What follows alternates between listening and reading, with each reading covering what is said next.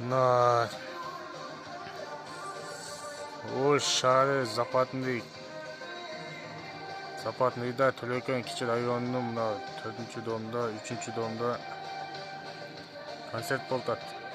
Ana oşuklardan kalışmayıp dönüşü de. Адамдар айнектерден башын чыгарып алып, балкондорго чыгып тамаша кылып атышат. Аз көңүл көтөрүлсүн деп концерт уюштурушкан окшойт.